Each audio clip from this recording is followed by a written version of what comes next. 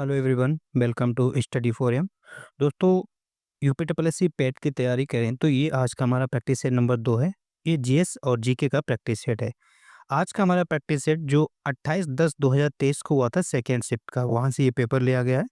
और इसके साथ साथ important information, exam oriented point discuss करेंगे, आपके लिए बेहद उपयोगी साबित होगा। तो चलिए स्टार्ट करते हैं। पहला प्रश्न क्या पूछा गया था? समुद्रगुप्त की प्रशस्ति संस्कृत में एक कविता के रूप में किस कवि द्वारा रचित थी, जिसे इलाहाबाद में अशोक स्तंभ पर अंकित किया गया है?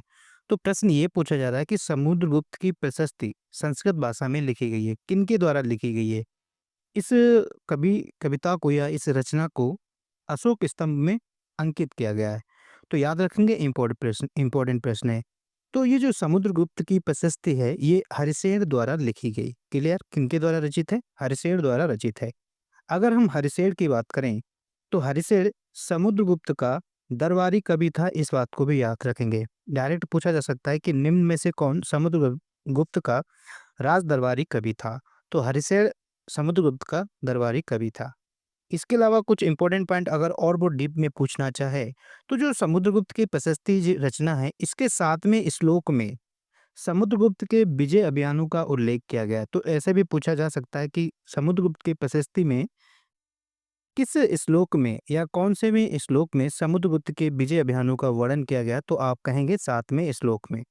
वहीं इस प्रशस्ति के चौथे श्लोक में चंद्रगुप्त वन के द्वारा समुद्रगुप्त को उत्तराधिकारी चुने जाने का उल्लेख है। क्लियर है? ये चौथे श्लोक में कहा गया है। इन दो बिंदुओं को भी याद रखेंगे। इसके अलावा अगर हम अशोक स्तंभ की बात करें, जिसमें समुद्रगुप्त प्रशस्ति वर्णित है, ये अशोक स्तंभ पहले कहाँ पर था? अशोक स्तंभ पहले कौशाम्बी में था, इस बात को याद रखेंगे। ये इंपॉर्टेंट पॉइंट है। फिर अशोक स्तंभ को इलाहाबाद में स्थापित किया गया अकबर के शासनकाल में, ये पॉइंट याद रखेंगे। इस अशोक स्तंभ में किन किन शासकों का वर्णन मिलता है, ये भी पूछा जाता है। तो क्रम भी याद रखेंगे। सबसे पहले इसमें अशोक का वर्णन मिलता है, समुद्रगुप्त का वर्णन मिलता है, अकबर का मिलता है, बीरबल और जहांगीर। इन मुख्य 5 शासकों का वर्णन अशोक स्तंभ में मिलता है, इस बात को याद रखेंगे। इसके अलावा प्रयाग प्रशस्ति में सर्वप्रथम भारतवर्ष का उल्लेख मिलता है, ये भी इंपॉर्टेंट पॉइंट है। तो किस प्रशस्ति में सर्वप्रथम भारतवर्ष का उल्लेख मिलता है? तो आप कहेंगे प्रयाग प्रशस्ति में मिलता है। क्लियर है? इसके अलावा अगर हम समुद्रगुप्त की बात करें तो याद रखेंगे समुद्रगुप्त शासक रहा 350 ईसा से लेकर 375 ईस्वी तक समुद्रगुप्त शासक रहा। समुद्रगुप्त की अगर हम बात करें तो ये चंद्रगुप्त प्रथम का उत्तराधिकारी। ठीक है? तो प्रश्न पूछा जाता है कि चंद्रगुप्त प्रथम का उत्तराधिकारी कौन है? समुद्रगुप्त है, इस बात को याद रखेंगे। समुद्रगुप्त को भारत का नेपोलियन कहा जाता है। फिर हम बोले इंपॉर्टेंट पॉइंट है, समुद्रगुप्त को भारत का नेपोलियन कहा जाता है। और ये किसने कहा?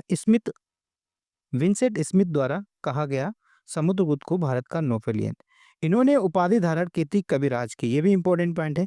तो कविराज की उपाधि किसने धारण की? समुद्रगुप्त ने धारण की, इसको याद रखेंगे। इसके अलावा इन्हें इनके सिक्कों पर बीड़ा बजाते हुए दिखा गया है। तो ये भी पॉइंट पूछा जाता है कि किस शासक को उनके सिक्कों पर बीड़ा बजाते हुए दिखाया गया है या प्रदर्शित किया गया है? तो आप कहेंगे समुद्रगुप्त को दिखाया गया है। क्लियर है?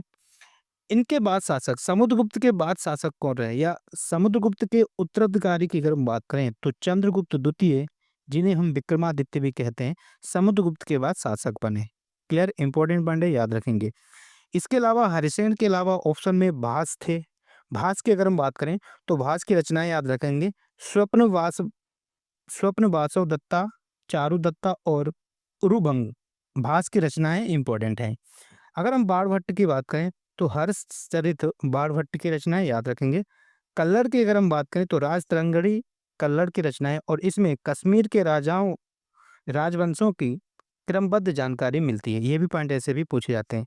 अगर हम चंद्रवरदाई की बात करें तो पृथ्वीराज रासो चंद्रवरदाई की रचना है, और इसमें पृथ्वीराज चौहान की उपलब्धियों का वर्णन किया गया है। पारनी की अगर हम बात करें तो अष्टध्यायी किसने लिखी? पारनी ने लिखी। मुद्रा राक्षस की बात करें तो ये विशाख दत्त द्वारा रचित है। मुद्रा राक्षस में मौर्य काल का वर्णन किया गया है, ये भी इंपॉर्टेंट पॉइंट है। भाई अगर हम पतंजलि की बात करें तो महाभाष्य, महाभाष्य के रचयिता कौन है? पतंजलि। और महाभाष्य में किसका वर्णन किया गया है? पुष्यमित्र शुंग की जानकारी मिलती है महाभाष्य में, ये बिंदु भी याद रखेंगे। क्लियर है? बढ़ते हैं नेक्स्ट प्रश्न की तरफ।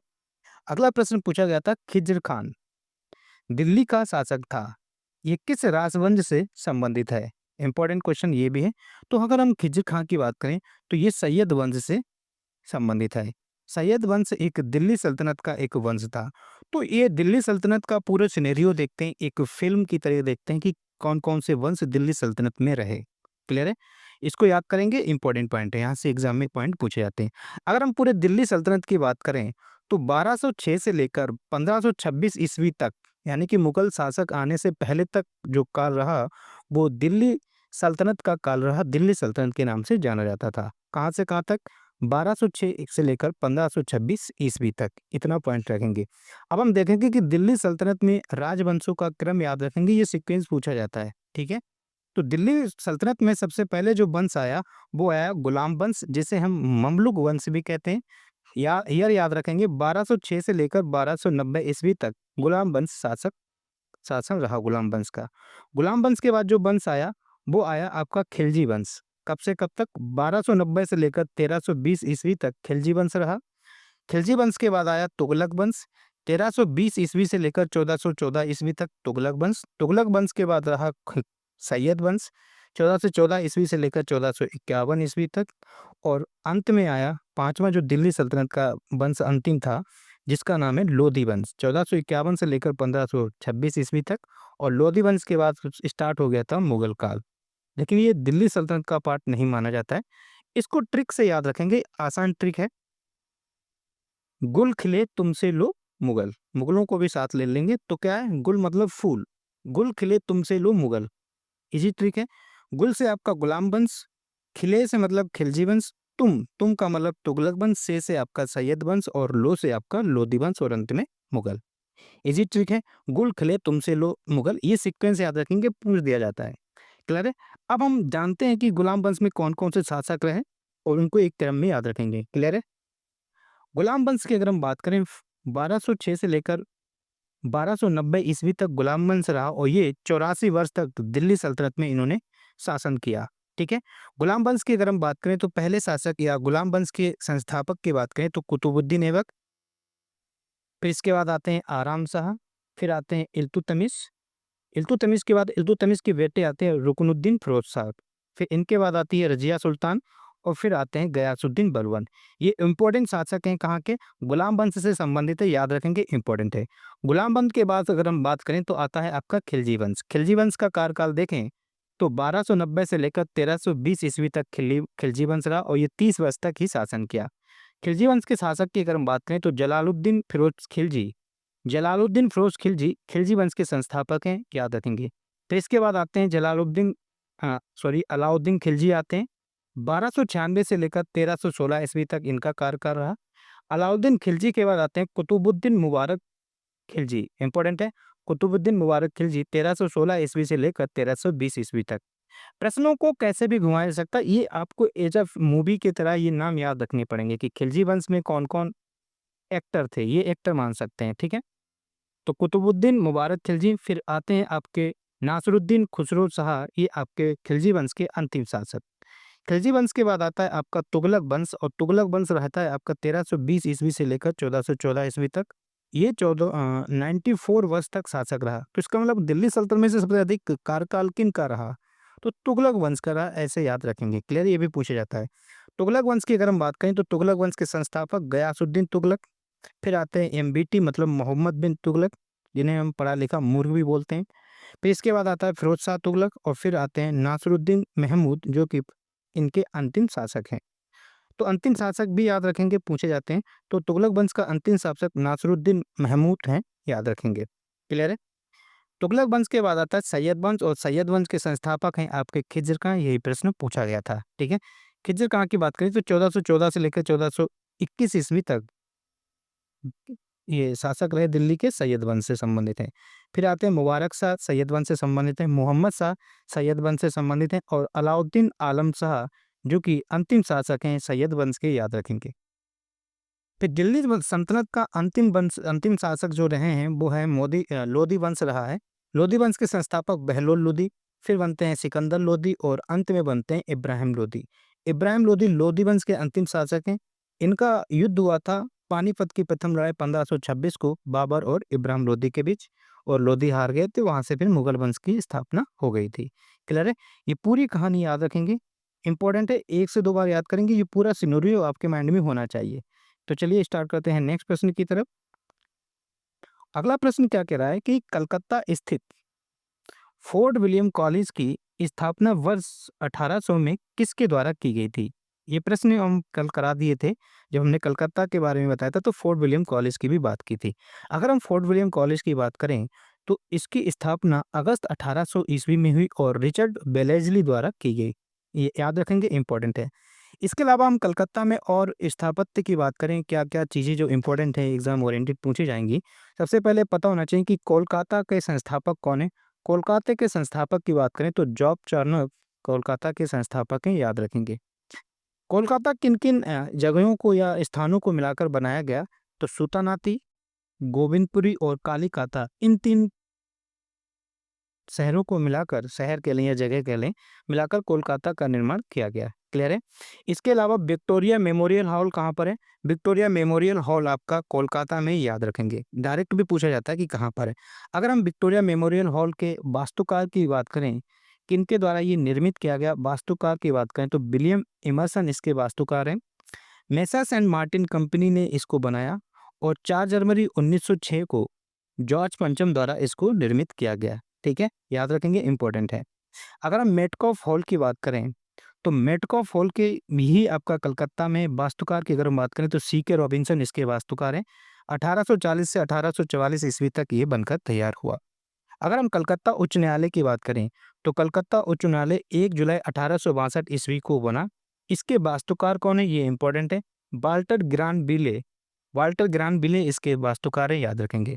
अगर हम भारतीय संग्रहालय की बात करें तो भारतीय संग्रहालय 1814 ईस्वी में एशियाटिक सोसाइटी ऑफ बंगाल द्वारा निर्मित किया गया। इंपॉर्टेंट है, किसने ये बनवाया था? Asiatic society of Bengal. कब? 1814 में। ये इंपॉर्टेंट इसलिए है क्योंकि ये भारत का सबसे पुराना संग्रहालय है। तो पूछा जाएगा कि भारत का सबसे पुराना संग्रहालय, भारतीय संग्रहालय कहाँ पर है? कलकत्ता में 1814 ईस्वी में ये बना, एशियाटिक सोसाइटी ऑफ बंगाल द्वारा बनाया गया। ये जो संग्रहालय किस मंत्रालय के अधीन आता है? तो याद रखेंगे, इंपॉर्टेंट है, संस्कृति मंत्रालय के अधीन ये कार्यरत है। क्लियर है? इसके अलावा इंपॉर्टेंट पॉइंट याद रखेंगे, राइटर्स बिल्डिंग। राइटर्स बिल्डिंग कहाँ पर है? ये आपके कलकत्ता में है। इसके वास्तुकार की अगर हम बात करें तो थॉमस लियोन इसके वास्तुकार हैं। ये जो राइटर्स बिल्डिंग है ईस्ट इंडिया कंपनी के जूनियर स्तर के कर्मचारियों को रखने के लिए बनाई गई थी। ठीक है, जो राइटर्स कहा जाता है किनको? ईस्ट इंडिया कंपनी के जो जूनियर कर्मचारी हैं उनको राइटर्स कहा जाता है। इस राइटर्स बिल्डिंग में क्या घटना घटित हुई थी, ये याद रखेंगे, इंपॉर्टेंट है। कुख्यात British lieutenant colonel NS Simpson, ये कर्नल MS सिम्पसन की हत्या की थी किन लोगों ने मिलकर? स्वतंत्रता सेनानी बिनॉय बसु, बादल गुप्ता और दिनेश गुप्ता ने इसी बिल्डिंग में हत्या की थी। याद रखेंगे, इंपॉर्टेंट है। इसके अलावा अगर हम अगले प्रश्न की बात करें, प्रश्न ये कह रहा है कि स्वतंत्र भारत में उत्खनन किया गया पहला हड़प्पा स्थल कौन सा था? तो प्रश्न ये पूछा जा रहा है कि जब भारत आजाद हो गया तो उस आज स्वतंत्र भारत में उत्खनन किया गया पहला हड़प्पा स्थल कौन सा है? याद रखेंगे, इंपॉर्टेंट है, ये है आपका रोपड़। ठीक है, स्वतंत्रता प्राप्ति के बाद पहला उत्खनन किया गया रोपड़ का। रोपड़ का वर्तमान में नाम अगर देखें तो रूपनगर इसका वर्तमान नाम है। ये रोपड़ है कहाँ पर? रोपड़ आपका पंजाब में है। रोपड़ किस नदी के किनारे, ये भी प्रश्न पूछे जाते हैं। तो रोपड़ आपका सतलुज नदी के बाएं तट पर स्थित है, याद रखेंगे। इस रोपड़ में क्या क्या साक्ष्य प्राप्त हुए? तो मनुष्य के साथ पालतू कुत्ते को दफनाए जाने का साक्ष्य कहाँ पर मिलता है? ये आपका रोपड़ में मिलता है, इंपॉर्टेंट है। सेलखरी की मोहर कहाँ मिलती है? रोपड़ में मिलती है। और चर्ट के वटखरे आपके रोपड़ में देखने को मिलते हैं। रोपड़ की उत्खननकर्ता कौन है? अगर हम रोपड़ की बात करें तो ये लगभग 1950 ईस्वी में इसको उत्खनन इसका हुआ और यज्ञदत्त शर्मा द्वारा किया गया। ये बिंदु याद रखेंगे, इंपॉर्टेंट है। तो रोपड़ की उत्खननकर्ता कौन है? यज्ञदत्त शर्मा, याद रखेंगे, इंपॉर्टेंट है। बढ़ते हैं नेक्स्ट प्रश्न की तरफ। अगला प्रश्न क्या कह रहा है कि महावीर और उनके अनुयायियों की शिक्षाएं कई शताब्दियों तक मौखिक रूप से प्रसारित होती रहीं। ठीक है, इन्हें लगभग 1500 वर्ष पहले लिखा गया था। तो कह रहा है कि ये जो शिक्षाएं हैं जो 15 वर्ष पहले लिखी गई थी, ये वर्तमान में किस स्थान पर उपलब्ध है, यहाँ पर ये पूछा है। तो वर्तमान में महावीर की ये शिक्षाएं जो हैं आपकी वल्लभी में है, और वल्लभी कहाँ पर, गुजरात में। आपने कल हम लोगों ने डिस्कस किया था कल की क्लास में कि जैन धर्म में दो संगतियां हुई। ठीक है, दूसरी बौद्ध संगति कहाँ हुई, वो आपकी वल्लभी में हुई, इसको भी याद रखेंगे। क्लियर है। अगला प्रश्न दिया गया था, कुछ राष्ट्रीय आंदोलन दिए गए थे और उनके वर्ष पूछे गए थे। ठीक है, तो देखते हैं डायरेक्ट क्या। बारदोली आंदोलन की अगर हम बात करें, बारदोली में किसान आंदोलन हुआ था, ये कब हुआ था, 1928 में हुआ था। इसको हम बारदोली सत्याग्रह भी कहते हैं। बारदोली सत्याग्रह को लीड किसने किया था, अगर आपसे ये पूछा जाए तो सरदार वल्लभ भाई पटेल द्वारा लीड किया गया था, और ये सफल रहा था। इसके सफलता के उपलक्ष्य में सरदार वल्लभ भाई पटेल को टाइटल भी दिया गया था, किसका, सरदार का, गांधी जी द्वारा या फिर वहां की महिलाओं द्वारा। क्लियर है।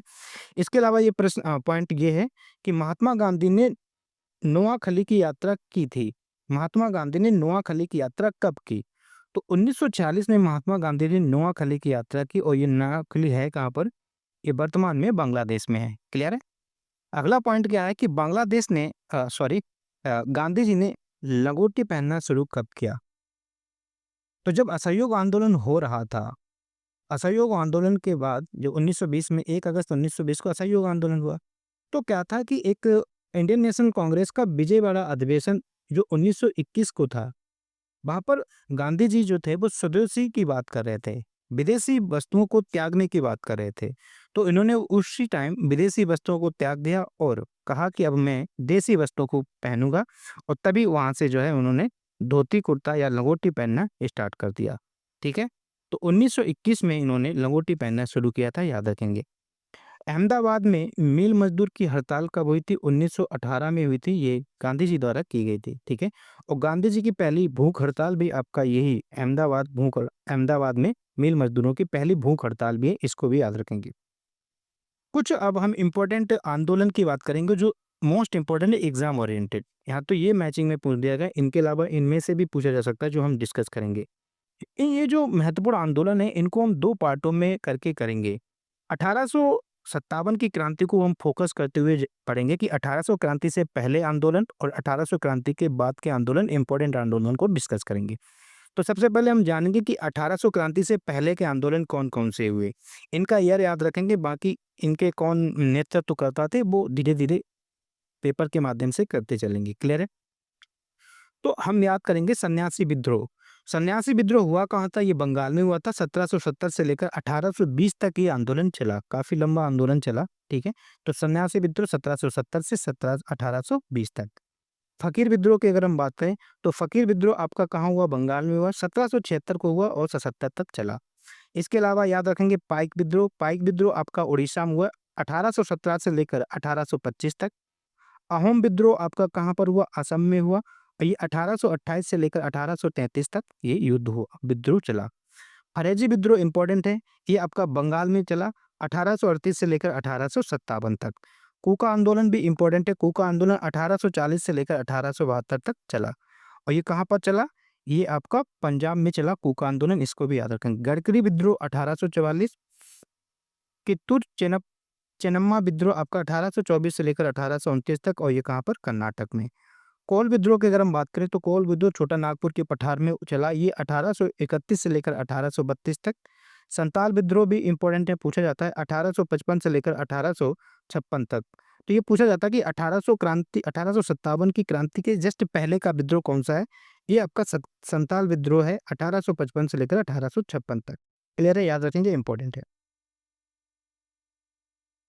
इसके अलावा अगर हम बात करें खासी विद्रोह की बात करें, ये जो विद्रोह है ये जनजातीय विद्रोह है, बाकी वो आपके जन विद्रोह थे। ठीक है, खासी विद्रोह की अगर हम बात करें, खासी विद्रोह को आपका मेघालय में 1827 से लेकर 1833 तक। रामोसी विद्रोह की बात करें तो ये 1822 से लेकर 1841 तक रहा। ये इंपॉर्टेंट विद्रोह है 1800 क्रांति से 57 की क्रांति से पहले के विद्रोह।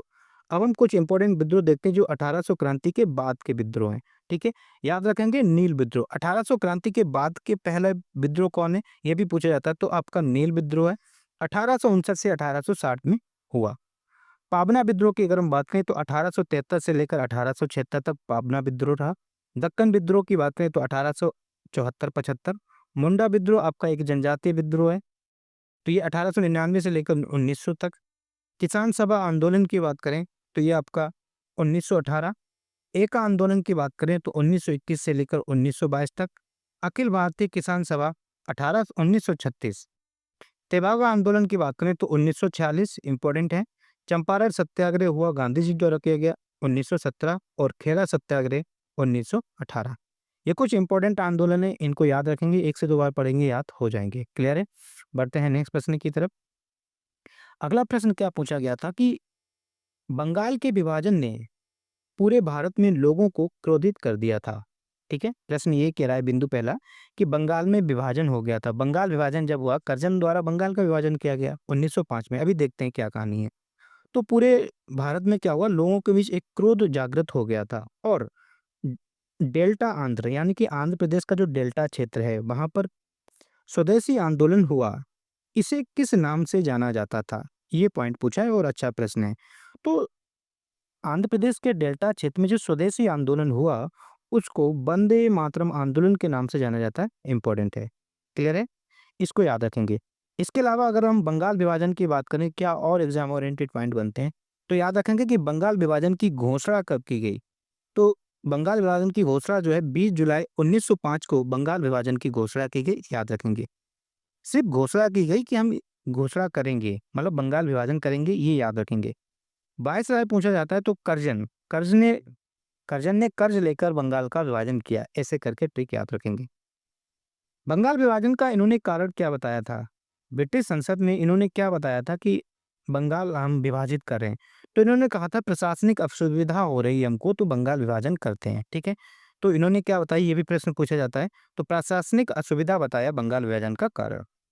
फिर आगे चलकर क्या हुआ, 16 अक्टूबर 1905 को बंगाल विभाजन की घोषणा प्रभावी हो गई। तो बंगाल विभाजन कब प्रभावी हो गया था, 16 अक्टूबर 1905 को। इसीलिए पूरे बंगाल में शोक दिवस के रूप में मनाया गया।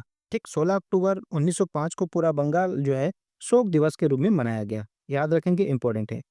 फिर इस विभाजन से रिलेटेड क्या था कि 7 अगस्त 1905 को कलकत्ता के टाउन हॉल में इसके विरोध में स्वदेशी आंदोलन की घोषणा की गई। तो स्वदेशी आंदोलन की घोषणा कब की गई, 7 अगस्त 1905 को की गई बंगाल विभाजन के विरोध में।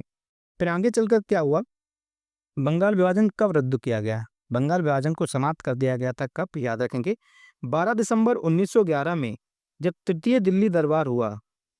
दिल्ली में 3 दरबार लगे, पहला, दूसरा और तीसरा। तीसरे दिल्ली दरबार में बंगाल विभाजन रद्द कर दिया गया कब, 12 दिसंबर 1911 को, और कलकत्ता की जगह दिल्ली को भारत की राजधानी घोषित किया गया, याद रखेंगे, इंपॉर्टेंट है। नेक्स्ट प्रश्न की बात करते हैं। अगला प्रश्न क्या कह रहा है कि वर्ष 1922 में असहयोग आंदोलन को निलंबित करने के बाद, आप जानते हैं कि असहयोग आंदोलन कब स्टार्ट हुआ था, असहयोग आंदोलन 1 अगस्त 1920 को प्रारंभ हुआ था और 12 फरवरी 1922 को इसको समाप्त कर दिया गया था। तो यही कह रहा है कि बस 1922 में असहयोग आंदोलन को निलंबित करने के बाद गांधी को अहमदाबाद में गिरफ्तार कर लिया गया और कितने वर्षों के साधारण कारावास की सजा सुनाई गई। तो याद रखेंगे, ये इंपॉर्टेंट क्वेश्चन है। 6 वर्षों की सजा सुनाई गई थी गांधी जी को। तो अब हम जानते हैं कि असहयोग आंदोलन के बारे में क्या और इंपॉर्टेंट पॉइंट बनते हैं। असहयोग आंदोलन प्रारंभ हुआ था 1 अगस्त 1920 को और समाप्त कब हुआ था, 12 फरवरी 1922 को समाप्त हुआ गया था। समाप्त होने का कारण क्योंकि 5 फरवरी 1922 को चौरी चौरा कांड हो गया था। ठीक है, याद रखेंगे। अब गांधी जी को कब गिरफ्तार किया गया और किसने इनको 6 साल की सजा सुनाई, ये पॉइंट याद रखेंगे, इंपॉर्टेंट है। 10 मार्च 1922 को गांधी जी को गिरफ्तार कर लिया गया था। कब किया गया था, 10 मार्च 1922 को गांधी जी को गिरफ्तार किया गया था और 18 मार्च 1922 को अहमदाबाद के सेशन जज ब्रूमफील्ड ने की अदालत में मुकदमा चला और 6 वर्ष की सजा सुनाई गई। तो इनको किस जज ने 6 वर्ष की सजा सुनाई, ये पॉइंट याद रखेंगे, ब्रूमफील्ड द्वारा सजा सुनाई गई, याद रखेंगे, इंपॉर्टेंट है। किंतु ये 6 वर्ष सजा नहीं काटे। अब क्या क्या गांधी जी ने पता नहीं, तो इन्होंने क्या हुआ कि 5 फरवरी 1924 को बीमारी के कारण गांधी जी के समय को समय से पूर्व भी छोड़ दिया गया था। ये बीमार हो गए थे, खाया पिया नहीं होगा, है ना, भूख हड़ताल ज़्यादा अनशन में बैठ जाते हैं। तो ये क्या हुआ, 5 फरवरी 1924 को बीमार हो गए और बीमारी के चलते इनको क्या हुआ, रिहा कर दिया गया कि अरे मर जाएँगे जेल में चिड़े, इनको छोड़ दो, ठीक है? ऐसे करके याद रखेंगे। बातों की तरीके से याद रखेंगे ये एज़ अ कहानी, तो याद हो जाएँगी। अगला प्रश्न क्या कह रहा है कि 13 जून 1943 को सुभाष चंद्र बोस किसके निमंत्रण पर पूर्वी एशिया आए थे? तो कहने का मतलब ये है कि सुभाष चंद्र बोस को किसने निमंत्रण दिया था कि आप पूर्वी एशिया आइए? तो इम्पोर्टेंट क्वेश्चन है, रास बिहारी बोस ने इनको निमंत्रण दिया था। अब हम सुभाष चंद्र बोस के बारे में जानते हैं, क्या एग्जाम ओरिएंटेड पॉइंट बनेंगे और यहीं से प्रश्न फंसेगा अगर आता है। अगर हम सुभाष चंद्र बोस जी के बारे में बात करें तो सबसे पहले याद रखेंगे कि सुभाष चंद्र का बोस जी का जन्म जो है वो 23 जनवरी 1897 ईस्वी को इनका जन्म हुआ, याद रखेंगे। जन्म स्थान याद रखेंगे कहाँ पर हुआ, कटक उड़ीसा में इनका जन्म हुआ, याद रखेंगे। सुभाष चंद्र बोस को किन किन नामों से भी पुकारा जाता था, याद रखेंगे। इनको उपाधि क्या क्या मिली, ठीक है, ये पॉइंट इंपॉर्टेंट है। इनको नेताजी की उपाधि दी गई एडोल्फ हिटलर द्वारा। सुभाष चंद्र बोस को देश नायक भी कहा गया, किनके द्वारा, रविंद्रनाथ टैगोर द्वारा कहा गया, याद रखेंगे, इंपॉर्टेंट है।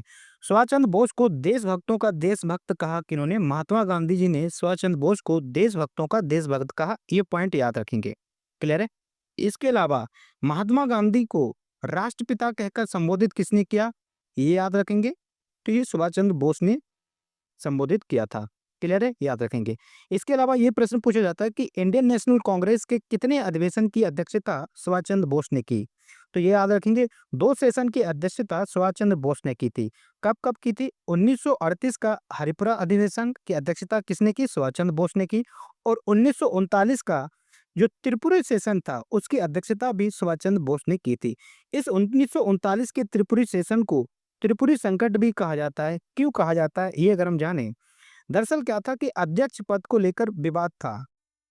गांधी जी चाहते थे कि ये जो त्रिपुरा सेशन है इसके अध्यक्ष पट्टाभी सीतारमैया बने, लेकिन कुछ लोग गांधी जी तो चाहते थे कि सुभाष चंद्र बोस ना बने, और उनके जो सुभाष चंद्र बोस के सहयोगी चाहते थे कि सुभाष चंद्र बोस बने। तो इसके लिए चुनाव हुआ, जो चुनाव हुआ तो सुभाष चंद्र बोस जीत गए थे और गांधी जी क्या हुए थे, नाराज हो गए थे, ठीक है। तो फिर अध्यक्ष पद को त्याग कर सुभाष चंद्र बोस चले गए थे, ठीक है, ये इतना याद रखेंगे। जब सुभाष चंद्र बोस ने त्रिपुरी सेशन की अध्यक्षता त्याग दी तो अध्यक्ष कौन बने, तो ये पॉइंट पूछा जाता है। तो बने थे डॉक्टर राजेंद्र प्रसाद, इसके अध्यक्ष बने थे, ना कि पट्टाभी सीतारमैया, इस बात को याद रखेंगे, ठीक है। पट्टाभी सीतारमैया को तो हराया था, अध्यक्ष बने थे डॉक्टर राजेंद्र प्रसाद, इस बिंदु को याद रखेंगे। इसके अलावा पूछा जाता है कि सुभाष चंद्र बोस के राजनीतिक गुरु कौन है, तो CR दास इनके राजनीतिक गुरु हैं, मतलब चित्तरंजन दास इनके राजनीतिक गुरु हैं। जब सुभाष चंद्र बोस ने त्रिपुरी सेशन छोड़ा तो 1939 में ही इन्होंने एक कमेटी का गठन किया जिसका नाम है फॉरवर्ड ब्लॉक, ठीक, फॉरवर्ड ब्लॉक कमेटी का गठन किसने किया, सुभाष चंद्र बोस ने किया। कब किया, 1939 में किया। इसके अलावा इन्होंने फ्री इंडियन लीजन सेना का भी गठन किया। फ्री इंडियन लीजन सेना का गठन किसने किया, सुभाष चंद्र बोस ने किया, याद रखेंगे, ये भी पॉइंट पूछा जा चुका है। और इसको हम टाइगर लीजन के नाम से भी जाना जाता है, ठीक है। गांधी जी को इन्होंने क्या कहा था, राष्ट्रपिता कहकर संबोधित किया, इस बात को याद रखेंगे। इन्होंने 4 फोर्सेस बनाई थी, इंपॉर्टेंट है। सुभाष चंद्र बोस ने 4 फोर्सेस बनाई थी, जिनके फोर्सेस के नाम इन्होंने रखे थे Gandhi forces, Subhash force, Nehru force और झांसी फोर्स। ये झांसी वाली फोर्स इनकी वुमेन फोर्स थी, इसको भी याद रखेंगे। इसके अलावा इनकी पुस्तक पूछी जाती है द इंडियन स्ट्रगल किनकी है, सुभाष चंद्र बोस की ऑटोबायोग्राफी है, याद रखेंगे। इनके नारे याद रखेंगे, दिल्ली चलो नारा सुभाष चंद्र बोस, तुम मुझे खून दो मैं तुम्हें आज़ादी दूंगा, ये नारा सुभाष चंद्र बोस का है। इन्होंने ही अंडमान निकोबार द्वीप समूह को आज़ाद कराया था, जिसमें अंडमान का नाम शहीद रखा गया था और निकोबार का नाम स्वराज था, याद रखेंगे।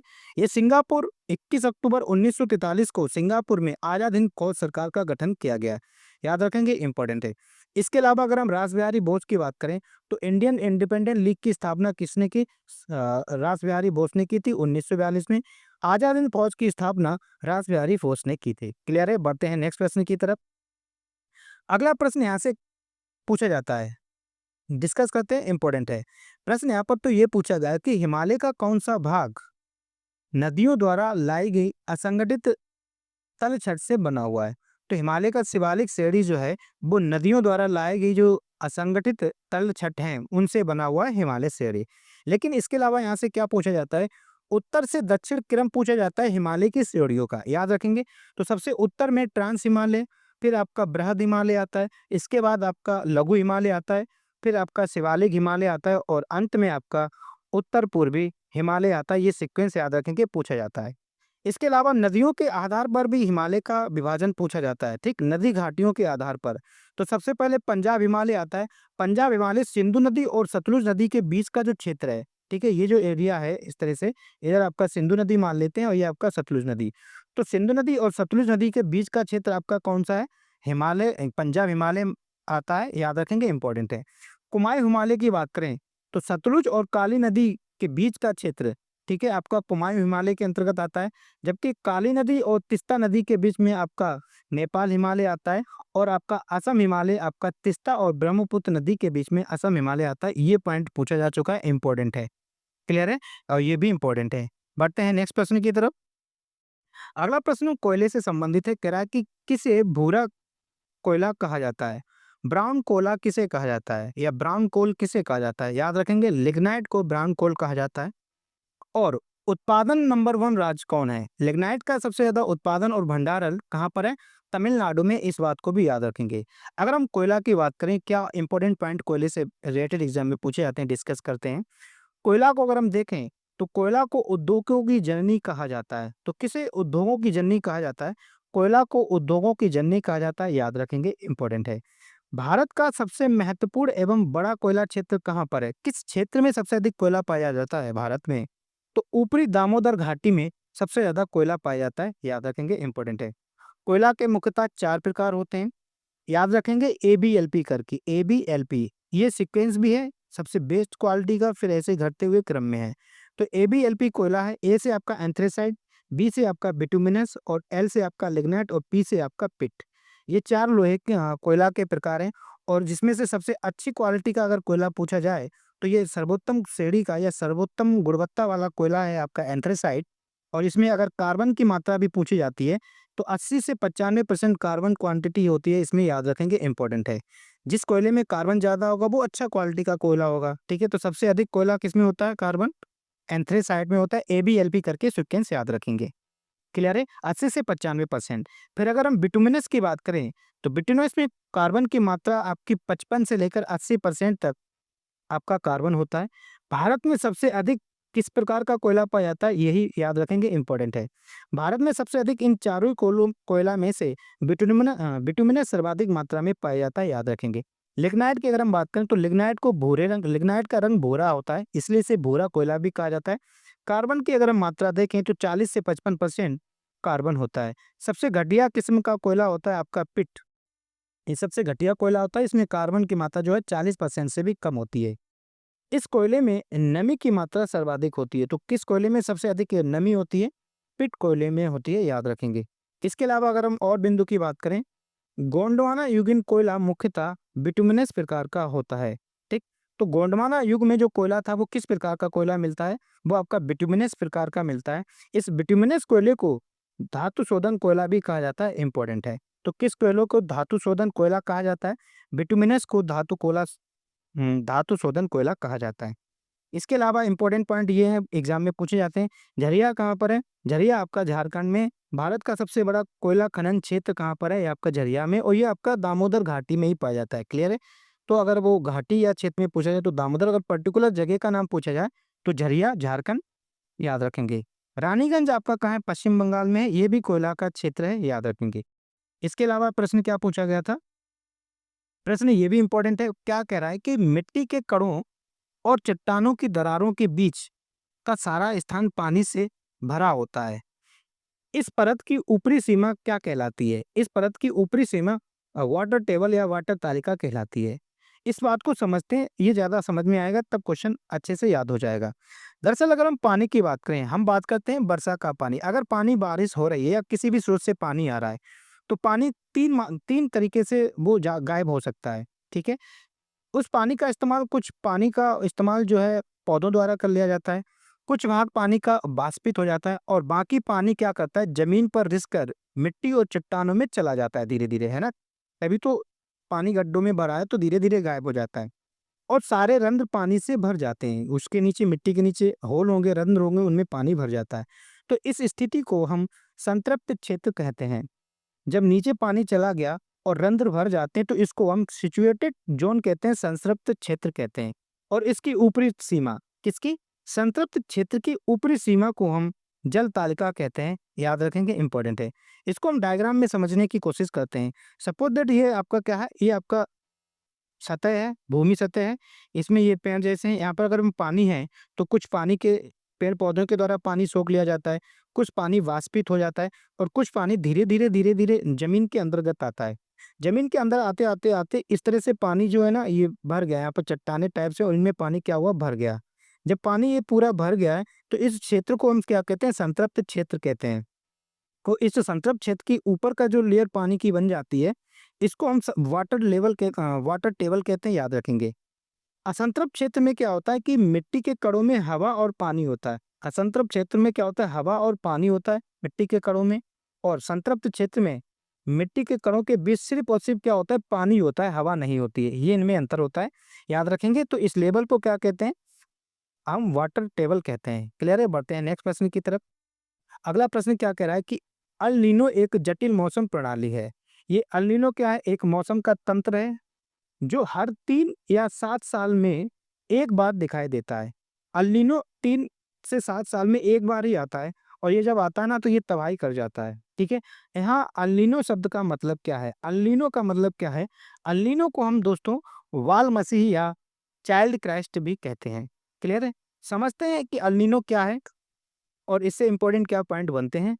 ये प्रश्न इसीलिए इतना डिटेल में बता रहे हैं कि कथन निष्कर्ष या कथन स्टेटमेंट के माध्यम में भी पूछा जाए, आप आसानी से कर सकते हैं। अल नीनो की अगर हम बात करें तो इसके कारण संसार के विभिन्न भागों में सूखा आता है, बाढ़ की स्थिति हो जाती है और मौसम की चरम अवस्थाएं आती हैं। ठीक है। ये दिसंबर के महीने में क्रिसमस के आसपास आता है। ठीक है। कब आता है? दिसंबर के महीने में क्रिसमस के आसपास आता है।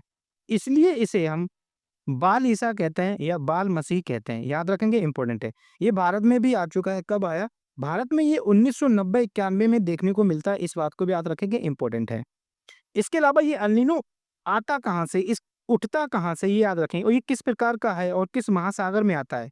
तो अल नीनो आपका पूर्वी में प्रशांत महासागर में से उठता है। याद रखेंगे, कहाँ से आता है? पूर्वी प्रशांत महासागर का संबंध अल नीनो से है।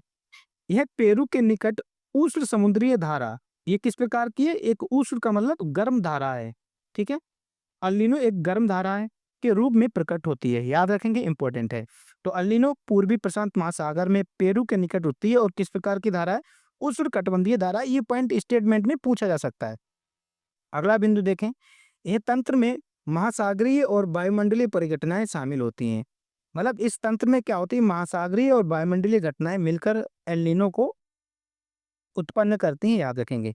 अल नीनो का जस्ट अपोजिट होता है ला नीनो। ठीक है। ला नीनो के विपरीत होता है आपका अल नीनो के विपरीत होता है आपका ला नीनो। जब इसके विपरीत है, चूंकि आपने देखा कि अल नीनो पूर्वी प्रशांत महासागर में होता है, तो ये इसका उल्टा होता है, तो ये आपका पश्चिमी प्रशांत महासागर में उत्पन्न होता है। याद रखेंगे। ठीक है। इसकी उत्पत्ति अल नीनो के बाद होती है। जब अल नीनो तबाही मचा जाता है तो तब फिर आता है ला नीनो, और ये थोड़ा अच्छा मौसम लेकर आता है। ये रिकवर करने आ जाता है, जो नुकसान हुआ है उसको रिकवर करने आ जाता है। कौन? ला नीनो। ऐसे याद रखेंगे। ला नीनो को यीशु की छोटी बहन कहा जाता है। इंपॉर्टेंट है। तो यीशु की छोटी बहन किसे कहा जाता है? ला नीनो को कहा जाता है। याद रखेंगे। अगला प्रश्न क्या कह रहा है, किस रेगिस्तान में 250 मीटर या 820 फीट तक ऊंचे बड़े रेत के टीले हैं। इंपॉर्टेंट क्वेश्चन है। और पृथ्वी पर रेतीले रेगिस्तान का सबसे बड़ा सन्निहित क्षेत्र है। तो ये आपका है रब अल खली रेगिस्तान। इंपॉर्टेंट क्वेश्चन है। रब अली रेगिस्तान में 250 मीटर तक ऊंचे ऊंचे रेत के टीले हैं। याद रखेंगे। ये रब अल खली रेगिस्तान है कहाँ पर? ये आपका सऊदी अरब में है। सऊदी अरब ना हो तो ये दक्षिण पूर्व अरब प्रायद्वीप में है। इसके अलावा कुछ इंपॉर्टेंट डिजर्ट याद रखते हैं जो एग्जाम ओरिएंटेड है। याद रखेंगे अल नफूद मरुस्थल। अल नफूद मरुस्थल कहाँ पर है? ये आपका सऊदी अरब में है और ये आपका एक गर्म मरुस्थल है। अल नफूद मरुस्थल कहाँ पर है? सऊदी अरब, गर्म मरुस्थल है। दस्ते कबीर इंपॉर्टेंट है, और दस्ते लूट दस्ते कबीर और दस्ते लूट ये दोनों ही ईरान में है। ठीक है, दस्ते कबीर को ग्रेट सॉल्ट डिजर्ट भी कहा जाता है। तो किस पूछा जाएगा कि किस मरुस्थल को ग्रेट सॉल्ट डिजर्ट कहा जाता है, तो आप कहेंगे दस्ते कबीर को। ठीक है, कहाँ पर है? ईरान। दस्ते लूट ईरान में है, पूर्वी ईरान में है। गोबी मरुस्थल की अगर हम बात करें तो गोबी मरुस्थल आपका मंगोलिया और चीन में विस्तृत है। ये आपका एक ठंडा मरुस्थल है, याद रखेंगे। टकला मकान मरुस्थल भी कहाँ है? ये आपका चीन में, ये भी पूछा जाता है। कालाहारी मरुस्थल की बात करें तो ये आपका अफ्रीका महाद्वीप का एक मरुस्थल है, कालाहारी मरुस्थल। ये आपका अंगोला, नामीबिया और दक्षिण अफ्रीका में विस्तृत है। ये भी पूछे जाते हैं कि किस राज्य में किस देश में नहीं विस्तृत है, या इनका कहाँ कहाँ विस्तार है, ये पूछा जाता है। तो कालाहारी मरुस्थल अफ्रीका का एक मरुस्थल है। अंगोला, नामीबिया और दक्षिण अफ्रीका का में ये विस्तृत है। यहाँ पर एक जनजाति पाई जाती है जिसका नाम है बुशमैन। इंपॉर्टेंट क्वेश्चन है। तो बुशमैन जनजाति किस मरुस्थल में पाई जाती है? तो आप कहेंगे कालाहारी मरुस्थल में पाई जाती है। यहाँ की नदी को हम, यहाँ पर एक नदी है, इंपॉर्टेंट है, ओकाबांगो नदी इस मरुस्थल की जीवन रेखा कहलाती है। तो ओकाबांगो नदी कालाहारी मरुस्थल की जीवन रेखा कहलाती है, इस बिंदु को भी याद रखेंगे। इसके अलावा याद रखेंगे आटाकामा मरुस्थल। आटाकामा मरुस्थल आपका दक्षिण अमेरिका महाद्वीप का एक मरुस्थल है। ये चिली और उत्तरी चिली और दक्षिणी पेरू में विस्तृत है। विश्व का शुष्कतम मरुस्थल, विश्व का सबसे शुष्क मरुस्थल आपका आटाकामा मरुस्थल है, याद रखेंगे। कहाँ विस्तृत है? उत्तरी चिली और दक्षिणी पेरू में। पेटागोनिया का मरुस्थल की अगर हम बात करें, पेटागोनिया का मरुस्थल भी आपका दक्षिण अमेरिका महाद्वीप में है। ये आपका एक शीतोष्ण मरुस्थल है, इस बात को याद रखेंगे। क्लियर है? ये कुछ इंपॉर्टेंट मरुस्थल थे। बढ़ते हैं नेक्स्ट प्रश्न की तरफ। अगला प्रश्न क्या पूछा गया है कि भारत में एशिया का पहला निर्यात प्रसंस्करण क्षेत्र कहाँ स्थापित किया गया है? तो ये आपका कांडला गुजरात में किया गया है, इंपॉर्टेंट है। 1965 में किया गया था। ईपीजेड का मतलब है एक्सपोर्ट प्रोसेसिंग जोन। क्लियर है? बढ़ते हैं नेक्स्ट प्रश्न की तरफ। अगला प्रश्न क्या कह रहा है? भारतीय आर्थिक नियोजन के जनक कौन थे? अच्छा प्रश्न है। तो भारतीय आर्थिक नियोजन के जनक एम विश्वेश्वरैया थे, इस बात को याद रखेंगे। इसके अलावा पॉइंट याद रखेंगे, सबसे पहले किस देश ने आर्थिक नियोजन को अपनाया? तो सर्वप्रथम यूएसएसआर ने 1928 में आर्थिक नियोजन को अपनाया, इस बात को याद रखेंगे। इसके बाद भारत ने अपनाया था। एम विश्वेश्वरैया की अगर हम बात करें तो इन्होंने अपनी पुस्तक प्लान्ड इकोनॉमी फॉर इंडिया में 10 वर्ष का प्लान बताया था, इस बात को भी याद रखेंगे। इसके अलावा प्रश्न क्या है? ये भी प्रश्न इंपॉर्टेंट है, यहाँ से एग्जाम ओरिएंटेड पॉइंट बनेंगे। पहला प्रश्न क्या कह रहा है कि अपने पहले चरण के दौरान ऑपरेशन फ्लड ने भारत के 18 प्रमुख दुग्ध शेडों को भारत के 4 प्रमुख महानगरीय शहरों में उपभोक्ताओं के साथ जोड़ा। तो कह रहा है कि कौन सा शहर इस ऑपरेशन का हिस्सा नहीं था? जब ऑपरेशन फ्लड का पहला चरण स्टार्ट हुआ तो उसमें 4 महानगरों को शामिल किया गया था। तो वो अगर हमें 4 महानगर याद होंगे तभी तो हम ऑप्शन कर पाएंगे। तो उनमें याद रखेंगे, फिलहाल बेंगलुरु नहीं था। अब नहीं वाला नहीं याद रखेंगे, वो याद रखेंगे कि 4 क्या थे। तो इसको हम करने से पहले, 4 के पास आने से पहले हम जानेंगे कि आखिर ये फ्लड ऑपरेशन कब हुआ स्टार्ट, क्या है इसकी कहानी। तो सबसे पहले याद रखेंगे कि दुग्ध उत्पादन का संबंध किससे है? दुग्ध उत्पादन का संबंध श्वेत क्रांति से है। और भारत में श्वेत क्रांति के जनक डॉक्टर वर्गीज कुरियन को कहा जाता है। किसे कहा जाता है? डॉक्टर वर्गीज कुरियन को भारत में श्वेत क्रांति का जनक कहा जाता है, इस बात को माइंड में सेट रखेंगे। इस श्वेत क्रांति को सार्थक बनाने के लिए ऑपरेशन फ्लड चालू किया गया था। तो अब बात समझ में आ रही है कि ऑपरेशन फ्लड क्यों किया गया? दुग्ध उत्पादन को और ज्यादा बढ़ाने के लिए, यानी कि श्वेत क्रांति को और ज्यादा विस्तार करने के लिए ऑपरेशन फ्लड स्टार्ट किया गया था। कब किया गया था? 1970 में प्रारंभ किया गया था। और किनके द्वारा किया गया था? ये राष्ट्रीय डेयरी डेवलपमेंट बोर्ड, राष्ट्रीय डेयरी विकास बोर्ड द्वारा शुरू किया गया था, इस बात को याद रखेंगे। ऑपरेशन फ्लड को 3 चरणों में प्रारंभ किया गया था। याद रखेंगे कितने चरणों में किया गया था? 3 चरणों में किया गया था। प्रथम चरण कब स्टार्ट हुआ था? 1970 से लेकर 1980 तक प्रथम चरण का कार्यकाल रहा। याद रखेंगे, ये चरणों के ईयर भी पूछे जाते हैं मैचिंग में। ठीक है, तो प्रथम चरण कब से कब तक रहा? 1970 से 1980 तक। और इसमें कितने प्रमुख दुग्ध शेड थे? इसमें 18 प्रमुख दुग्ध शेड थे और इनको 5 महानगरों में स्थापित किया गया था। ठीक है, अब सॉरी 4 महानगरों में, और ये 4 महानगर कौन-कौन से जो प्रश्न पूछा गया था। उन 4 महानगरों में आपका दिल्ली था, मुंबई था, कोलकाता था और चेन्नई। याद रखेंगे, इम्पोर्टेंट है। इन चारों में ही मदर डेयरी स्थापित की गई थी। दिल्ली, मुंबई, कोलकाता, चेन्नई, इसलिए बेंगलुरु इसका राइट आंसर हो जाएगा क्योंकि बेंगलुरु नहीं शामिल है। इसके अलावा अगर हम द्वितीय चरण की बात करें तो 1981 से लेकर 1985 तक द्वितीय चरण रहा। इसमें 18 जो दुग्ध सेट थे वो 18 से 136 हो गए, ये भी पूछा जाता है। तो द्वितीय चरण में कितने दुग्ध सेट हो गए, तो आप कहेंगे 136 हो गए। और इन 136 को के लिए 290 बाजारों में दुग्ध उपलब्ध कराया गया, ये पॉइंट याद रखेंगे।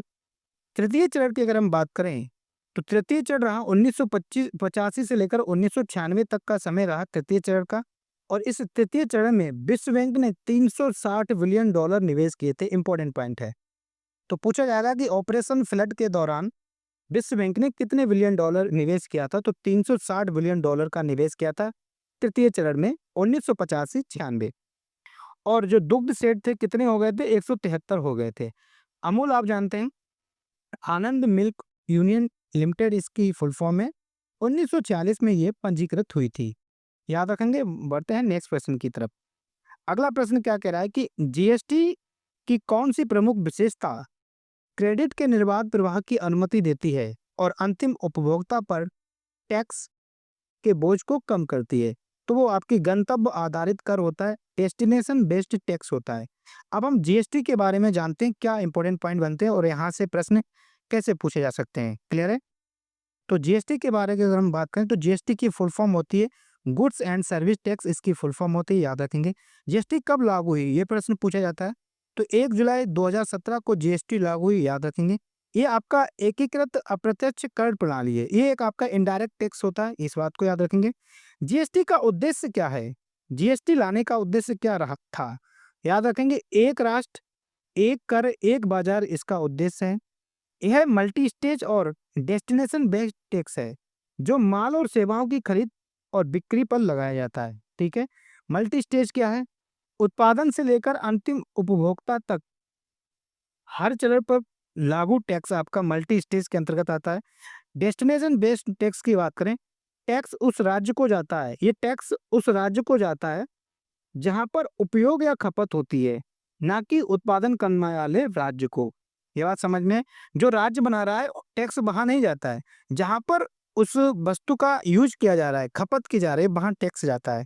ये आपका डेस्टिनेशन बेस्ड की बात करता है। जीएसटी की अगर हम प्रकार की बात करें तो जीएसटी में 4 प्रकार के टैक्स होते हैं, जिसमें से आपका सीजीएसटी, सी का मतलब है सेंट्रल जीएसटी, ये केंद्र सरकार द्वारा लगाया जाता है राज्य के अंदर। इसके अंतर्गत कौन कौन से टैक्स आ जाते हैं ये याद रखेंगे, इंपॉर्टेंट है, प्रश्न पूछे जाते हैं। सेंट्रल एक्साइज ड्यूटी आपका सीजीएसटी के अंतर्गत आता है। Service tax, central sales tax, additional excise tax, special additional duty और आपका इंट्रा स्टेट सप्लाई, यानी कि एक ही राज्य के अंदर सप्लाई। यदि कोई चीज राज्य में ही बन रही है और राज्य में ही यूज हो रहा है तो उसमें ही टैक्स कौन लगाएगा, सीजीएसटी के अंतर्गत आता है। अगर हम बात करें दूसरा टैक्स का प्रकार है जीएसटी का एसजीएसटी। एस का मतलब है स्टेट जीएसटी, ये राज्य सरकार द्वारा अपने राज्य के अंदर लगाई जाती है। इसके अंतर्गत राज्य वैट आता है, खरीद टैक्स आता है एसजीएसटी के अंतर्गत आता है, मनोरंजन टैक्स आपका राज्य के अंतर्गत आता है, विज्ञापन कर, ऐश्वर्य कर और लॉटरी कर, सट्टे एवं जुए पर कर और केंद्रीय बिक्री कर, ये सभी किसके अंतर्गत आते हैं, एसजीएसटी के अंतर्गत आते हैं। इसके अलावा याद रखेंगे इंपॉर्टेंट है आईजीएसटी। आई का मतलब है इंटीग्रेटेड जीएसटी, तीसरा प्रकार है। ये अंतर्राष्ट्रीय वस्तुएं एवं सेवाओं पर लगाया जाने वाला कर है। ठीक है। यह कर केंद्र सरकार द्वारा लगाया जाता है। तो आईजीएसटी कर किनके द्वारा लगाया जाता है, केंद्र सरकार द्वारा लगाया जाता है। अंतर्राष्ट्रीय वस्तुओं और सेवाओं पर यह लगाया जाता है, याद रखेंगे। अगला प्रकार है चौथा आपका यूटी जीएसटी। यूटी का मतलब यूनियन टेरिटरीज जीएसटी। उन ये जो जीएसटी है उन केंद्र शासित प्रदेशों पर लगता है जहां पर विधानसभाएं नहीं है। ठीक है। आप जानते हैं कि विधानसभाएं जिन जिन यूनियन टेरिटरीज में नहीं है वहां पर ये टैक्स नहीं लगता है। हाँ, नहीं लगता है, याद रखेंगे। इसके अलावा ये केंद्र द्वारा लगाया गया टैक्स होता है। जीएसटी की दरें की बात करें तो जीएसटी की 5 दरें हैं, 0%, 5%, 12%, 18% और 28%, याद रखेंगे। क्या हैं नेक्स्ट प्रश्न की तरफ। अगला प्रश्न क्या कह रहा है, 19वां प्रश्न, कि किस मामले में केंद्रीय विधानमंडल के पास कानून बनाने की शक्ति है, जिसे अपशिष्ट शक्तियों के रूप में जाना जाता है। तो अपशिष्ट शक्ति के अंतर्गत आपका आता है साइबर कानून, ठीक है। इसके अलावा कुछ और विषय आते हैं जो अपशिष्ट शक्ति के अंतर्गत आते हैं। तो हम समझते हैं कि पूरा मामला है क्या। दरअसल ये क्वेश्चन संविधान से पूछा गया है। तो केंद्र और राज्य के बीच में कुछ संबंध हैं, जिसको भाग 11 और भाग 12 में दिया गया है। तो केंद्र और राज्यों के बीच में संबंधों की बात की गई है, किस भाग में की गई है, भाग 11 और भाग 12 में। भाग 12 में वित्तीय संबंध दिए गए हैं, जो कि अनुच्छेद 268 से लेकर 298 तक है। इस बात को भी याद रखेंगे, ये भी प्रश्न पूछा जा चुका है। अगर हम भाग 11 की बात करें, तो भाग 11 के 2 चैप्टर हैं, 2 अध्याय हैं। भाग 1 में अनुच्छेद 245 से लेकर अनुच्छेद 255 तक राज्य और केंद्र के बीच में विधायी संबंधों के बारे में डिस्कस किया गया है। वहीं अध्याय 2 में अनुच्छेद 256 से लेकर 263 तक प्रशासनिक या कार्यकारी संबंधों के बारे में बताया गया है। तो यहाँ पर हम डिस्कस करेंगे कि केंद्र और राज्य के बीच में विधायी संबंध क्या है। केंद्र अथवा राज्य द्वारा किसी विषय पर विधि बनाने की शक्ति आपकी विधायी शक्ति कहलाती है, इस बात को याद रखेंगे। अब भारतीय संविधान में 7वीं अनुसूची में जो 246 से संबंधित है, तो 7वीं अनुसूची का वर्णन अनुच्छेद 246 में दिया गया है, इस बात को याद रखेंगे। और 7वीं अनुसूची में 3 सूचियां दी गई हैं। ये 3 सूचियां कौन-कौन सी हैं, इनको अगर हम बात करें तो आपकी संघ सूची, राज्य सूची और आपकी समवर्ती सूची। संघ सूची में केवल संसद कानून नियम बना सकती है और इसके अंतर्गत वर्तमान में 100 विषय आते हैं, जिसके अंतर्गत राष्ट्रीय सुरक्षा, रेल, वायु परिवहन, मुद्रा निर्माण, बैंक, डाकतार, टेलीफोन आदि कई राष्ट्रीय महत्व के जो विषय हैं वो संघ सूची के अंतर्गत आते हैं। याद रखेंगे, ये प्रश्न पूछे जाते हैं कि कौन सा विषय किसके अंतर्गत आता है। अगर हम राज्य सूची की बात करें, तो राज्य सूची में राज्य विधानमंडल कानून बनाता है। अगर वो राज्य चाहे तो संसद भी कानून बना सकती है। वर्तमान में इसके अंतर्गत 61 विषय आते हैं, याद रखेंगे, ये भी प्रश्न पूछा जाता है। पुलिस आपका राज्य सूची का एक विषय है। कृषि, कारागार, सड़क परिवहन, ध्यान देना सड़क परिवहन कहाँ किसका है, राज्य सूची का विषय है। जबकि रेल परिवहन और वायु परिवहन संघ सूची का विषय है। सिनेमा आपका राज्य सूची का विषय, होटल और बाजार इत्यादि कई ऐसी चीज विषय हैं जो राज्य सूची के अंतर्गत आते हैं। राज्य विधानमंडल उसके अंतर्गत उसमें कानून बना सकता है। भाई अगर हम संवर्ती सूची की अगर हम बात करें, तो संवर्ती सूची कहाँ से लिया गया कॉन्सेप्ट, ये ऑस्ट्रेलिया से लिया गया है। और इसमें राज्य और संघ दोनों ही नियम बना सकते हैं, लेकिन संघ के पास ज़्यादा पावर है। इसके अंतर्गत 52 विषय आते हैं, जिनमें से आपका भ्रमण आपका क्या है, संवर्ती सूची का विषय है। शिक्षा इंपॉर्टेंट है, आपका संवर्ती सूची का विषय। जनसंख्या आपका संवर्ती सूची का विषय। समाचार पत्र, कारखाना, दंड विधि आदि कई विषय ऐसे हैं जो समृद्धि सूची के अंतर्गत आते हैं। अगर हम बात करें अपशिष्ट सूची का विषय कॉन्सेप्ट कहाँ से आया, इसकी अगर हम बात करें तो ये कॉन्सेप्ट कनाडा से लिया गया है, ये भी प्रश्न पूछा जाता है। अपशिष्ट सूची के अंतर्गत वो विषय आ जाते हैं जो इन तीनों ही सूचियों में शामिल नहीं है। अपशिष्ट सूची की अगर हम बात करें तो अनुच्छेद 248 का संबंध किससे, अपशिष्ट सूची से है, याद रखेंगे। इसके अंतर्गत आपका साइबर कानून आता है।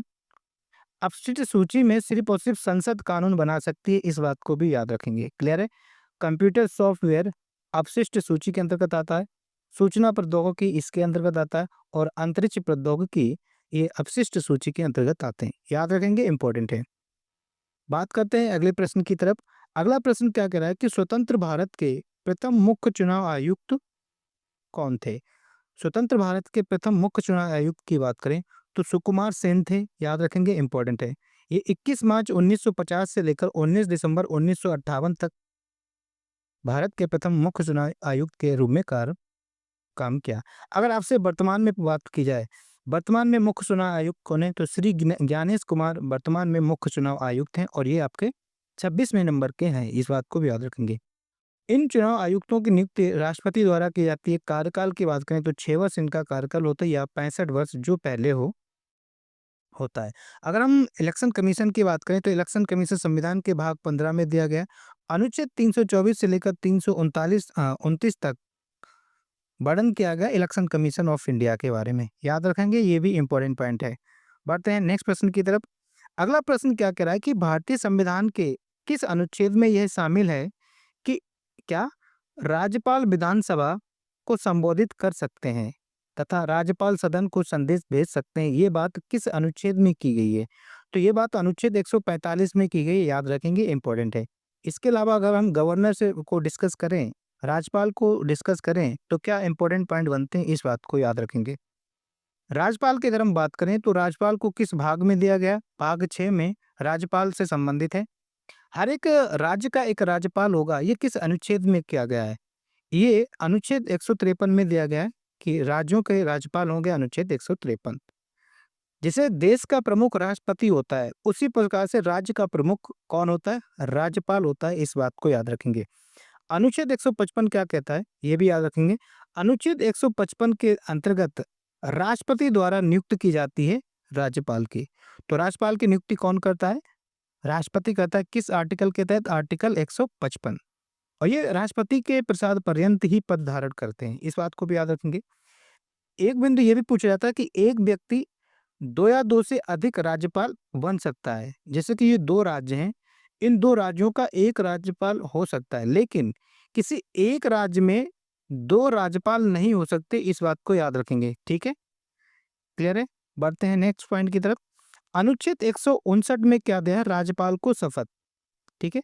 राज्यपाल शपथ लेता है किस आर्टिकल के तहत? आर्टिकल 159 के तहत। और किनके समक्ष लेता है, या यूं कहें इनको शपथ कौन दिलाता है? तो उस राज्य के उच्च न्यायालय के मुख्य न्यायाधीश के समक्ष ये शपथ लेते हैं, याद रखेंगे, इंपॉर्टेंट बिंदु है।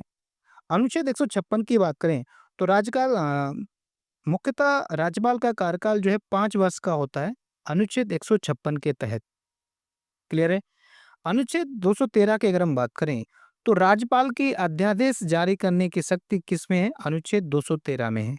जिस प्रकार से राष्ट्रपति के बाद अनुच्छेद 123 में अध्यादेश जारी करने की शक्ति है, उसी प्रकार राज्य के राज्यपाल के पास भी अनुच्छेद 213 के तहत अध्यादेश जारी करने की शक्ति होती है, ये बात याद रखेंगे। अनुच्छेद 61 की अगर हम बात करें, अनुच्छेद 161 के अंतर्गत राज्यपाल के पास क्षमादान की शक्ति है। ठीक है? तो क्षमादान की शक्ति किसमें है? 161 में है, जबकि राष्ट्रपति के पास आर्टिकल 72 और इनके पास आर्टिकल 161। क्लियर है? याद रखेंगे, इंपॉर्टेंट है।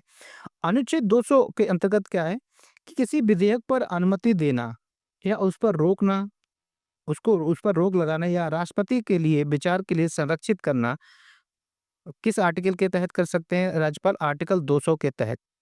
अनुच्छेद 165 की बात करें तो राज्यपाल द्वारा महाअधिवक्ता की नियुक्ति किस आर्टिकल के तहत की जाती है? आर्टिकल 165 के तहत की जाती है। तो महाअधिवक्ता की नियुक्ति कौन करता है? राज्यपाल करता है। किस आर्टिकल के तहत? 165 के तहत। याद रखेंगे, इंपॉर्टेंट है। अगले अगर हम बिंदु की बात करें, अनुच्छेद 154 राज्य की कार्यपालिका की शक्ति राज्यपाल में निहित होती है। ये किस बात में, किस अनुच्छेद में कहा गया है? अनुच्छेद 154 में कहा गया है। राज्यपाल बनने के लिए उम्र कितनी होनी चाहिए? ये प्रश्न बहुत बार पूछा जा चुका है। तो राज्यपाल बनने के लिए कम से कम 35 वर्ष आयु होनी चाहिए। राज्यपाल अपना त्यागपत्र किन्हें देते हैं?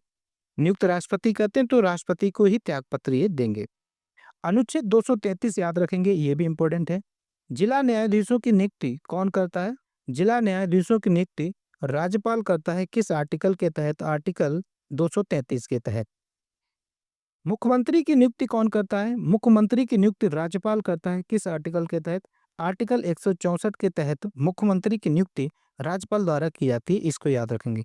ये राज्यपाल से रिलेटेड इंपॉर्टेंट पॉइंट थे, उम्मीद करता हूँ ये बात समझ में आई होगी। इतने तो एटलीस्ट याद होने चाहिए। बढ़ते हैं नेक्स्ट प्रश्न की तरफ। अगला प्रश्न क्या कह रहा है कि कौन जिला और अधीनस्थ न्यायालयों और उच्च न्यायालयों के आदेशों, निर्णयों और मामलों के विवरण का एक व्यापक डेटाबेस प्रदान करता है? तो याद कर लेंगे, इंपॉर्टेंट क्वेश्चन है। राष्ट्रीय न्यायिक data grid, national judiciary data grid करता है, याद रखेंगे। क्लियर है? अगला प्रश्न क्या पूछा गया था कि किस जानवर में अच्छी तरह से विकसित जल संवहन तंत्र होता है? तो ये आपका इन ऑप्शन में दिए गए थे स्टारफिश। तो स्टारफिश में एक जल संवहनी तंत्र होते हैं, याद रखेंगे। स्टारफिश की अगर हम बात करें तो ये आपका इकाइनोडर्मेटा फाइलम के अंतर्गत आता है। स्पंज की अगर हम बात करें, ये पोरीफेरा के अंतर्गत आता है। हाइड्रा आपका सिलेंट्रेटा होता है, जबकि जेलीफिश आपका, ये मछली नहीं है, ये आपका सिलेंट्रेटा फाइलम के अंतर्गत आता है। क्लियर है? बढ़ते हैं नेक्स्ट प्रश्न की तरफ। अगला प्रश्न क्या कह रहा है कि किसी चालक का प्रतिरोध किस कारक पर निर्भर नहीं करता है। तो किसी भी चालक का प्रतिरोध जो है वो उसकी आर्द्रता पर, ह्यूमिडिटी पर निर्भर नहीं करता है, इस बात को याद रखेंगे। अगर हम प्रतिरोध की बात करें तो प्रतिरोध एक किसी पदार्थ का वह गुण होता है जो प्रतिरोध किसी पदार्थ का वह गुण है जिसके कारण वह पदार्थ धारा के प्रवाह में अवरोध उत्पन्न करता है। ठीक है, ये धारा का विरोध करता है, इस तरह से याद रखेंगे। ये पदार्थ की चालकता का विरोधी गुण होता है। ठीक है, इसके अलावा ये पॉइंट इंपॉर्टेंट है, इनको डिस्कस करते हैं। अगर हम सुचालक देखें तो सुचालकों का प्रतिरोध कम व कुचालकों का प्रतिरोध अधिक होता है, क्योंकि आप जानते हैं कि प्रतिरोध जो है वो विरोध करता है, किस चीज का, धारा प्रवाह का विरोध करता है। तो सुचालक में तो अच्छी धारा प्रवाहित होती है, तो इसलिए उसमें प्रतिरोध कम होता है, जबकि जो कुचालक होते हैं उनमें प्रतिरोध अधिक होता है। याद रखेंगे, जिन पदार्थों का प्रतिरोध शून्य होता है उन्हें हम अतिचालक कहते हैं, इस बात को याद रखेंगे। ये पॉइंट याद रखेंगे, इंपॉर्टेंट है। गर्म करने पर चालकों का प्रतिरोध बढ़ता है, तो करने पर चालकों का प्रतिरोध घटता है या बढ़ता है या एक समान रहता है, इस प्रकार के ऑप्शन देंगे। तो गर्म करने पर चालकों का प्रतिरोध क्या होता है, बढ़ता है, परंतु अर्धचालकों का प्रतिरोध घटता है। याद रखेंगे, इंपॉर्टेंट पॉइंट है। अगर हम प्रतिरोध के मात्रक की बात करें तो वोल्ट पर एम्पियर इसका मात्रक होता है, या इसे ओम भी कहते हैं। अगले पॉइंट की अगर हम बात करें तो कह रहा है कि कच्चे आमों में कौन सा अम्ल पाया जाता है। तो कच्चे आमों में टार्टरिक अम्ल पाया जाता है, याद रखेंगे। इसके अलावा कुछ इंपॉर्टेंट पॉइंट और हैं जो पूछे जाते हैं, ज्यादातर यहीं से प्रश्न घूमता है। अगर आपसे पूछें जब हमारी मांसपेशियां थक जाती हैं तो उसमें कौन सा एसिड जमा हो जाता है, तो हमारी थकावट का कारण होता है लैक्टिक एसिड जम जाता है हमारी मांसपेशियों में और हमें थकावट महसूस होती है। याद रखेंगे, इंपॉर्टेंट है। अगर हम नींबू की बात करें तो नींबू में कौन सा एसिड होता है, नींबू में आपका साइट्रिक एसिड होता है, या इसे सिट्रिक एसिड बोलें। सिरका में आपका एसिटिक एसिड होता है, इमली में आपका टार्टरिक एसिड होता है, दूध में आपका लैक्टिक अम्ल होता है, दही में आपका लैक्टिक अम्ल होता है, सेब में आपका मैलिक एसिड होता है। याद रखेंगे, इंपॉर्टेंट है। टमाटर में आपका ऑक्जेलिक एसिड होता है, पालक की बात करें तो ऑक्जेलिक एसिड होता है, हरी मिर्च में आपका एस्कर्बिक एसिड होता है, सोडा वाटर की अगर हम बात करें तो कार्बोनिक अम्ल आपका सोडा वाटर में होता है, अंगूर की बात करें तो टार्टेरिक एसिड होता है, चींटी के डंक में अगर हम देखें तो फॉर्मिक एसिड होता है।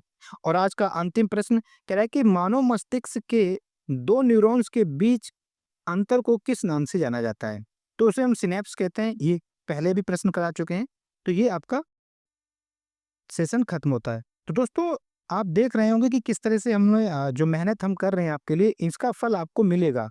आप इसी तरह से पढ़ें, धीरे धीरे आप चीज़ें तैयार करेंगे तो आपका कंटेंट तैयार होता जाएगा और आप अच्छा खासा स्कोर करेंगे। ये सिर्फ पेट के ही नहीं, किसी भी वनडे एग्जाम के लिए इंपॉर्टेंट साबित है। तो अगर आपको ये सेशन अच्छा लगा हो तो वीडियो को लाइक करें, चैनल में नए हैं तो चैनल को सब्सक्राइब करें और सहयोग करें अपने दोस्तों तक फैलाने, वीडियो पहुंचाने तक। सो थैंक यू दोस्तों, जय हिंद, जय भारत।